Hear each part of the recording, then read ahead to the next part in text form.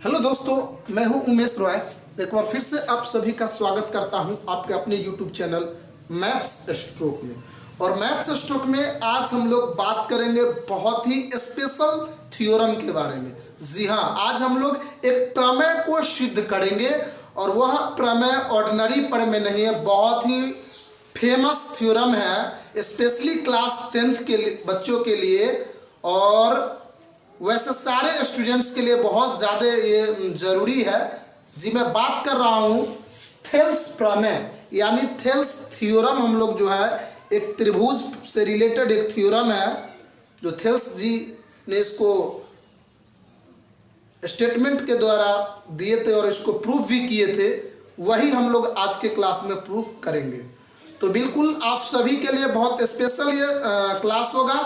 तो आप सभी से रिक्वेस्ट है कि शुरू से लेकर लास्ट तक वीडियो के साथ बने रहिए, क्योंकि बहुत बड़ा कॉन्सेप्ट मिलने वाला है, ठीक है ना। और साथ ही एक रिक्वेस्ट है कि अभी तक आपने यदि हमारे चैनल को सब्सक्राइब नहीं किया है तो हमारे चैनल को सब्सक्राइब कर लीजिए, साथ ही बेल आइकन को प्रेस कर लीजिए ताकि जब मैं वीडियो अपलोड करूं तो उसका नोटिफिकेशन आपको मिलता रहे। तो चलिए शुरू करते हैं, स्टार्ट करते हैं।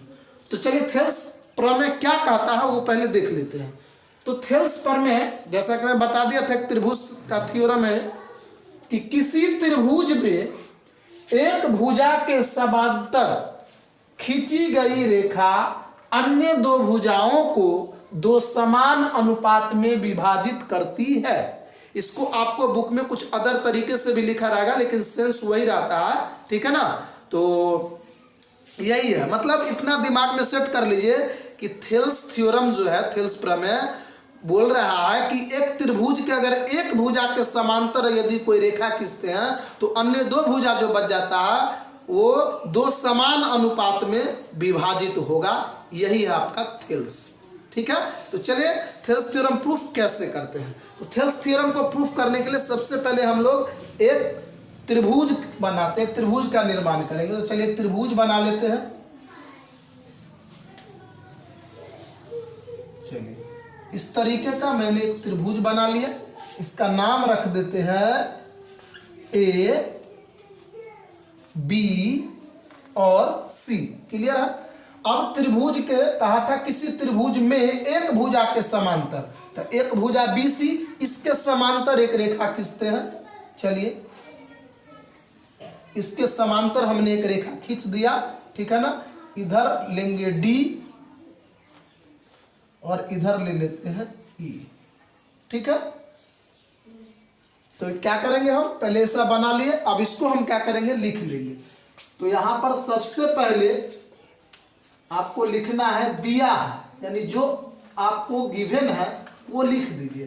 तो दिया क्या है, तो लिखेंगे त्रिभुज एबीसी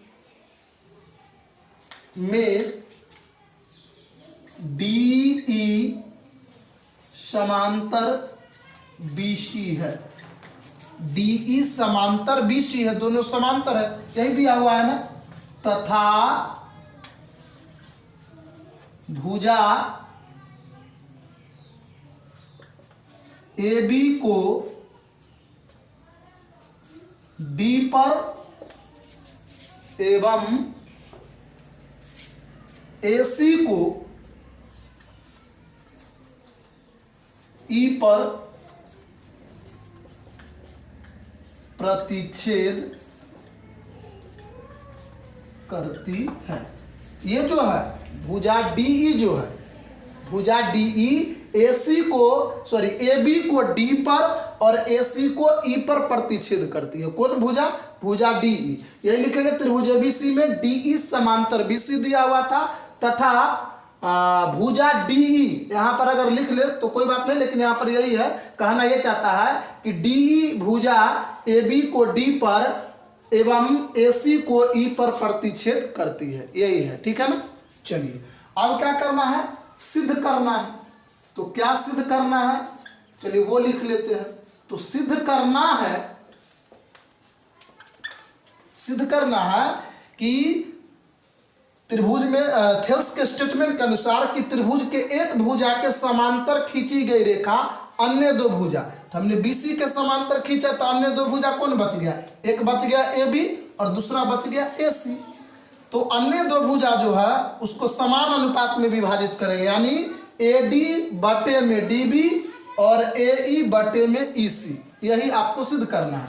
तो लिखेंगे AD बटे हो जाएगा DB और बराबर हो जाएगा AE बटे में EC, AE बटे में EC। यही आपको क्या करना है, प्रूफ करना है, सिद्ध करना है। क्लियर है? चलिए अब क्या करेंगे, अब हम लोग करेंगे रचना। क्या करेंगे? रचना, कंस्ट्रक्शन। ठीक है ना? तो देखिए रचना को बनावट भी कहते हैं। रचना हुआ कि अगर आप मूल फिगर में मतलब ओरिजिनल क्वेश्चन में जब अलग से कुछ इंक्लूड करते हैं, अलग से कुछ उसमें एक्स्ट्रा करते हैं, वो रचना कहलाता है। तो ये तो आपका मूल है, मूल फिगर है। अब इसमें अलग से हम लोग रचना क्या करेंगे, तो देखिए क्या करेंगे, B को E से मिलाएंगे। ठीक है ना? ये देखिए B को E से मिलाया और C को D से मिलाएंगे, C को D से। ठीक है? चलिए तो पहले इतना लिख लेते हैं। लिखेंगे रचना में बिंदु B को E से तथा C को D से मिलाया। ठीक है? एवं इसमें कुछ और रचना करना। अब क्या रचना करना है, D से AC पर लंब डालेंगे। तो यहां पर देखिए D से, ये देखिए D से AC पर लंब डाले और इसको मान लेते हैं M। क्या मान लिए? M। चलिए अच्छे से लिख देते हैं, ये हमारा M है। ठीक है ना? D से DM लंब डाले किस पर, AC पर। जब कोई किसी पर लंब डालता है तो वह 90 डिग्री का कोण बनाता है।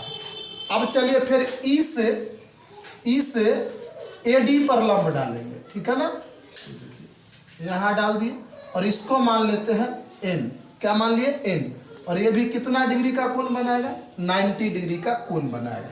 तो हमने अलग से दो और रचना किए इसमें। तो क्या किए, तो DM लंब AC और EN लंब AB। तो लिखेंगे EN लंब AB तथा DM लंब AC खींचा। चलिए बस यही रचना किए थे हमने। B को C से मिलाया, B को E से मिलाया, C को D से मिलाया और DM लंब डाले AC पर और EN लंब डाले AB पर। जो मैंने लंब डाला वो लिख दिया। ठीक है ना? अब क्या करना है, उत्पत्ति। ठीक है ना? अब उत्पत्ति यानी कि प्रमाण। अब यहां से क्या है कि क्वेश्चन को बनाया जाता है। तो चलिए यहां पर से ना हम दो तरीके का बात बताएंगे। वैसे एक तो बिगिनर्स है, वैसे जो हमारे बिगिनर है यानी जो कमजोर स्टूडेंट है उनके लिए यहां पर मैं एक शॉर्ट ट्रिक बताऊंगा और सारे स्टूडेंट्स के लिए द कॉन्सेप्ट इज पावर। इसीलिए कॉन्सेप्ट भी बताऊंगा, ट्रिक के साथ साथ दोनों चीज बताएंगे। तो चलिए अब यहां से हम बनाते हैं। तो एक चीज ध्यान दीजिएगा, एक बार लेंगे ये वाला AB, पूरा AB को आधार मान के दो त्रिभुज को सिलेक्ट करेंगे। ध्यान दीजिएगा AB को। ठीक है ना? और फिर बाद में एक बार AC को। तो चलिए एक एक चीज को पहले समझते हैं। AB पर बनाते हैं। तो त्रिभुज AB पर दो त्रिभुज बना है, उसको पहले चुनिए। तो एक त्रिभुज हो जाएगा ADE। इस चीज को ध्यान दीजिए, एक त्रिभुज ADE। मैं रिपीट करके बता रहा हूं। तो लिखेंगे एरिया ऑफ त्रिभुज ADE। इस चीज को समझ ली। ठीक है ना? और फिर एक और त्रिभुज लेंगे जो इसी आधार पर हो, यानी यहां पर। तो यहां से AD ले लिए थे, तब क्या हो जाएगा DB। क्या होगा? DB।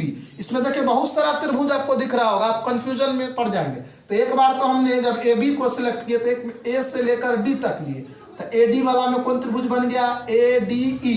फिर लेंगे इसी पर आप ए बी, ए डी तो ले लिया, अब यहाँ से लेंगे तो डी बी ई, क्या लेंगे, डी बी ई या बी डी ई भी ले सकते हैं। किताब में कुछ तरीका से त्रिभुज का कोई भी नाम ले सकते हैं, लेकिन आधार इसको लेना है, किसको, डी बी को। तो आप डी बी ई लिखिए ताकि इजी रहेगा। तो लिखेंगे बटा में एरिया ऑफ, इसका मतलब हुआ त्रिभुज ए डी ई का क्षेत्रफल, ए आर मतलब हुआ एरिया ऑफ, ठीक है ना, त्रिभुज। अब डी बी ई लीजिए, तो डी बी ई लिए, ठीक है। तो त्रिभुज के क्षेत्रफल का फॉर्मूला क्या होता है, तो आप सभी आदमी को पता है कि त्रिभुज का क्षेत्रफल का फॉर्मूला होता है 1/2 गुने आधार गुने ऊंचाई, सबको पता है।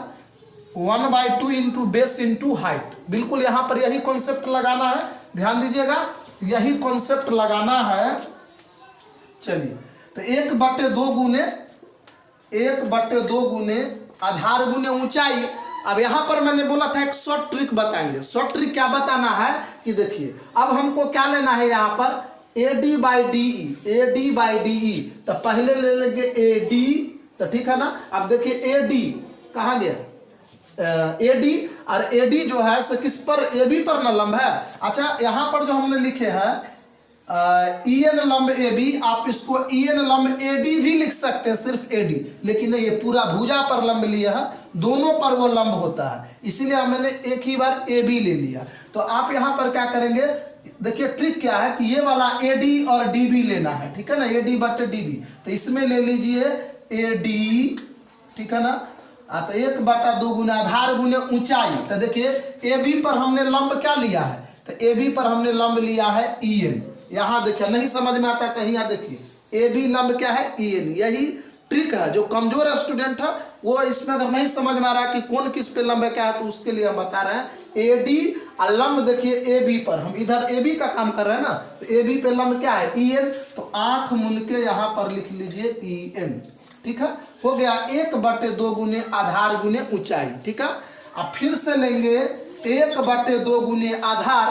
तो अब आधार ये वाला ले लीजिए, उस समय ए डी लिए थे, अब ले लीजिए डी बी, क्या ले लेंगे, डी बी। यहाँ भी देखिए डी बी, तो यहाँ पर ले लिए डी बी गुने ऊंचाई। तब देखिए ए बी पर लंब क्या था, तो वही वाला लंब ना, ए बी पे ई एन, तो यहाँ पर भी लिखेंगे ई एन, ठीक है।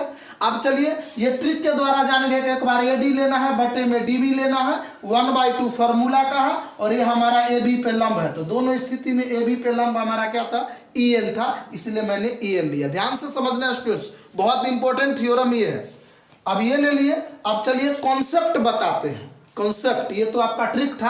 तो त्रिभुज ए बी ए डी ई का क्षेत्रफल का फॉर्मूला 1/2 गुने आधार गुने ऊंचाई। तो देखिए त्रिभुज ए डी ई में आधार हम लेंगे, इस साइड से हम बोल दिए थे पहले ही, तो आधार हो गया ए डी, तो लंब क्या हो जाएगा, ई एन। तो 1/2 गुने आधार गुने लंब, ठीक है ना, शीर्ष लंब यानी ऊंचाई। अब इधर से देख लीजिए, इसमें वही बात, इसमें आधार क्या हो जाएगा, डी बी आधार है, और लंब तो ए बी पर वही है ई एन, तो फिर से यहाँ पर ई एन ले लिए, ठीक है ना। यानी आपको दिमाग में यह लगाना है कि ऐसा क्या करें कि यहाँ पर A D by D B आएगा। आप देखिए यहाँ पर ई एन से ई एन हो गया कैंसिल, 1/2 से 1/2 हो गया कैंसिल, क्लियर है। तो अब हमारे पास क्या बचेगा, इसीलिए एरिया ऑफ त्रिभुज ए डी ई बटा एरिया ऑफ त्रिभुज D B E, D B E ले लेंगे, ठीक है ना।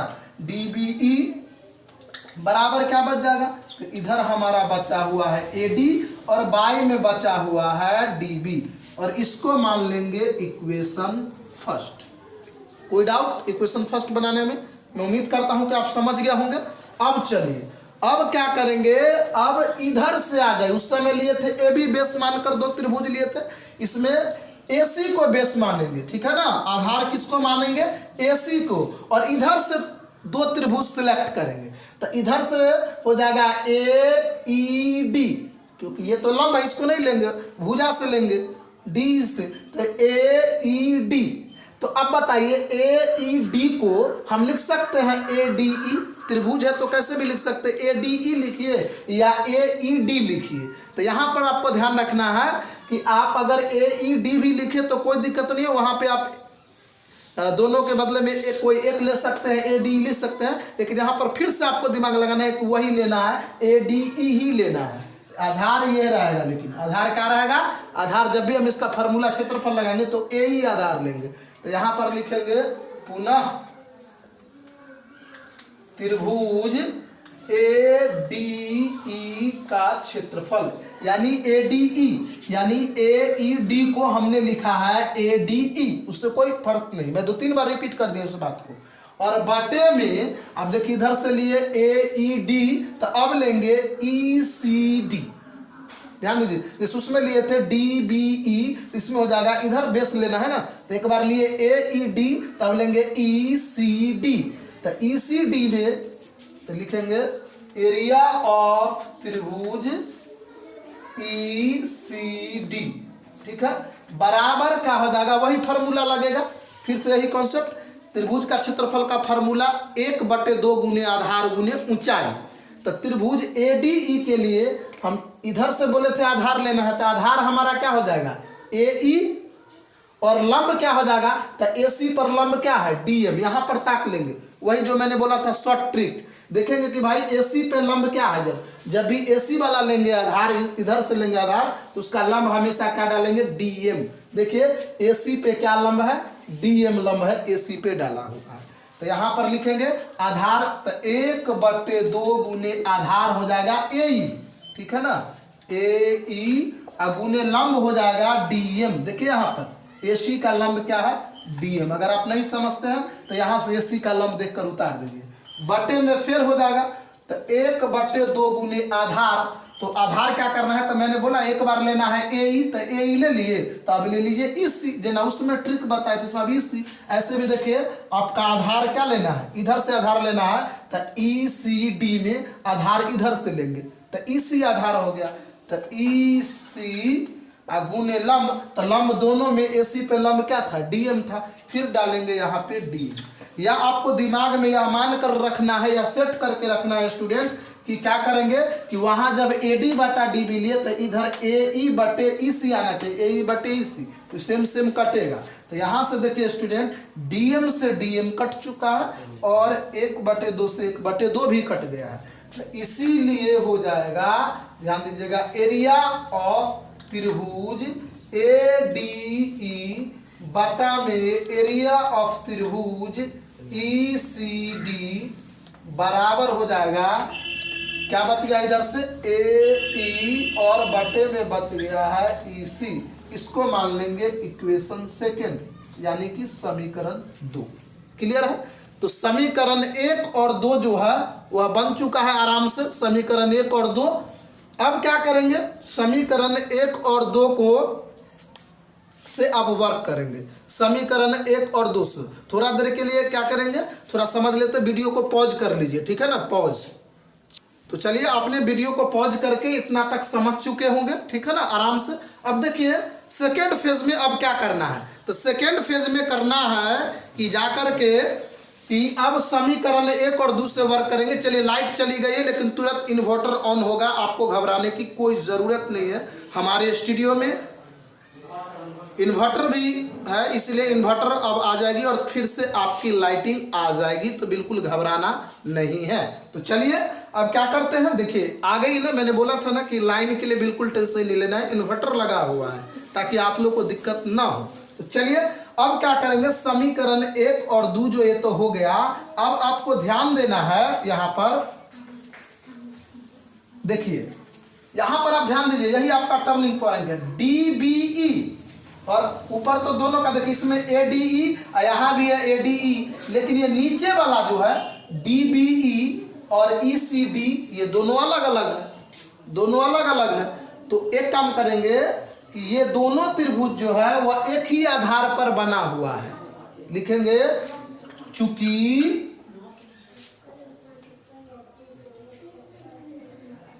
एक ही आधार पर बने त्रिभुज के क्षेत्रफल बराबर होते हैं। एक चीज याद रखिएगा अगर देखिए इसको मैं समझा देता हूं, अगर दो समांतर रेखा में अगर एक ही आधार पर कितना भी त्रिभुज बनाया जाए तो सभी त्रिभुज का क्षेत्रफल बराबर होंगे। जैसे देखिए मैं एक बताता हूँ, अगर मान लीजिए ये आधार है और यहाँ से हम लोगों ने क्या बनाए, एक त्रिभुज बना लिए ये, और फिर यहीं से ध्यान दीजिए, अब इसको यहाँ से एक त्रिभुज बना लिए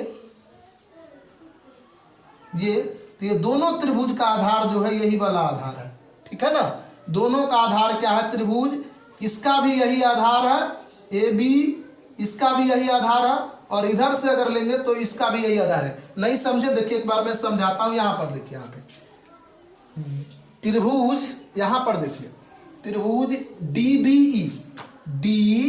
बी ई और ई सी डी, दोनों का आधार क्या है, डी ई है। दोनों का आधार क्या है, डी ई है। और यहाँ पर एक प्रॉपर्टीज होता है, एक इंफॉर्मेशन ले लीजिए कि एक ही आधार पर बने त्रिभुज के क्षेत्रफल बराबर होते हैं। अगर एक ही आधार पर कितना भी त्रिभुज बने तो उसका क्षेत्रफल बराबर होंगे। दो समांतर रेखा, देखिए यहाँ पर दो बना है, एक ये बना है और एक ये बना है। देखिए एक ऐसे बना है, देखिए एक ऐसे बना है ये, और एक ऐसे बना है, ये बना है। तो देखिए ये वाला जो है वो, ये वाला का आधार भी वही है इसका, और इधर से लिए इसका भी आधार यही है।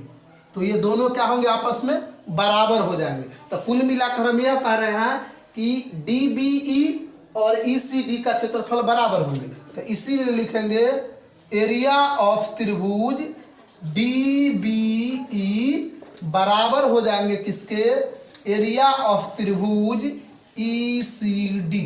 यानी एक ही आधार डी पर दो त्रिभुज बना है, एक बना है डी बी ई और एक बना है ई सी डी, इसीलिए दोनों का क्षेत्रफल क्या हो जाएंगे, बराबर हो जाएंगे, ठीक है ना। क्या हो जाएंगे, बराबर हो जाएंगे। तो अब देखिए लिखेंगे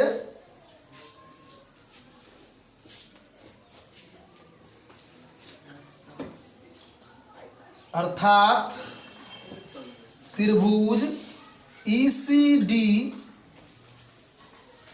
एरिया ऑफ लिख दिए, एरिया ऑफ त्रिभुज ई सी डी बराबर एरिया ऑफ त्रिभुज डी बी ई समीकरण 2 में रखने पर, समीकरण 2 में रखने पर, तो समीकरण 2 यहाँ देखिए, समीकरण 2 में, तो यहाँ पर एरिया ऑफ त्रिभुज ए डी ई एजेटिव रह जाएगा, लेकिन यहाँ पर ई सी डी है, ई सी डी देखिए यहाँ पे, तो ई सी डी किसके बराबर है, तो डी बी ई के। तो यहाँ पर हम लिख देंगे एरिया ऑफ त्रिभुज, यहाँ पे है त्रिभुज डी बी ई, ये वाला, ठीक है ना। यानी हम इसके जगह पर ये लिख दिए डी बी ई, क्यों, क्योंकि ये दोनों का क्षेत्रफल क्या बराबर है, हम ऊपर शो कर दिए, बता दिए। तो इसीलिए क्या करेंगे, बराबर ये एजेटिव रह जाएगा ए ई और बट्टे में हो जाएगा ई सी, और इसको मान लीजिए समीकरण 3, I mean equation 3। Clear students. अब देखिए कि समीकरण 1 और 3 को एनालाइज कीजिए, नोटिस कीजिए ध्यान से, इसका एक पार्ट जो है LHS वो इक्वल है। देखिए इसका LHS क्या है, समीकरण 1 का एरिया ऑफ त्रिभुज ADE बटे एरिया ऑफ त्रिभुज DBB।